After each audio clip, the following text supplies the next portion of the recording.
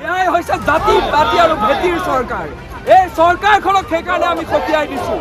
দুটা কথা স্পষ্ট, যোৱাকালি ঘটনাৰ পৰা স্পষ্ট কথা হ'ল যে কোনোবা যদি মানুহে ভাবি আছে যে জনজাতীয় মাটি আজিৰ তাৰিখত তাত দখল কৰিবলৈ গৈছে, দখল কৰি তাত ছেটেলাইট টাউনশ্বিপ বনাবলৈ গৈছে, আমাৰ কি আহে যায়, তেতিয়াহ'লে আপোনালোকে যোৱাকালি জিতেন্দ্ৰ খালৈ নামৰ যিজন ব্যক্তি তাত গুৰুকে পিটিলে, সেই কথা আপোনালোকে মনত পেলাওক।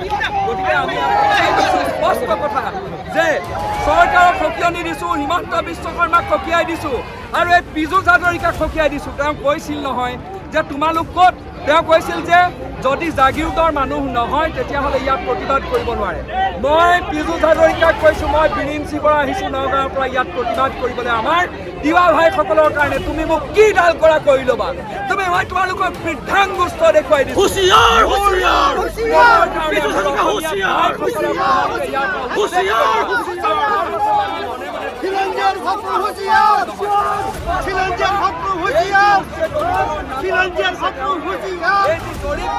নামত অসমীয়া জনজাতীয় ভাইসকলক মাটিৰ পৰা উচ্ছেদ কৰি পেলাই তেওঁলোকক মানে যি মাটিৰ অধিকাৰ পৰা বঞ্চিত কৰিব খুজিছে, এই কাম কোনো কাৰণত আমি হ'বলৈ নিদিওঁ। আৰু এটা কথা যে আমি তেজ দিওঁ তেল নিদিওঁ, ফলত কি হ'ল আমাৰ দুলাল শৰ্মাই বুকুত কাটি বুকুৰ তেজেৰে লিখিছিল যে তেজ দিম তেল নিদিম। আজিৰ তাৰিখত আমাৰ তেল ডিপু আমাৰ হাতত আছেনে নাই? সকলো তেল ডিপু বহিৰাগতৰ হাতত। এইবাৰ কিন্তু আমি স্পষ্ট কৰি দিছোঁ। মই দুই এজনে ইয়াত দেখিছোঁ লৈছে, তেওঁলোকে কৈছে তেজ দিম মাটি নিদিওঁ। আৰে তেজ দিয়াৰ প্ৰশ্ন নহয়, মাটিটো নিদিওঁৱেই। কোনোবাই যদি এই মাটি কাঢ়ি নিবলৈ আহে তেতিয়াহ'লে আমি তেজ খাম, আমি তেজ ল'ম। আমি তেজ নিদিওঁ নহয়, আমি তেজ ল'ম। আমি তেজ নিদিওঁ নহয়, আমি তেজ ল'ম।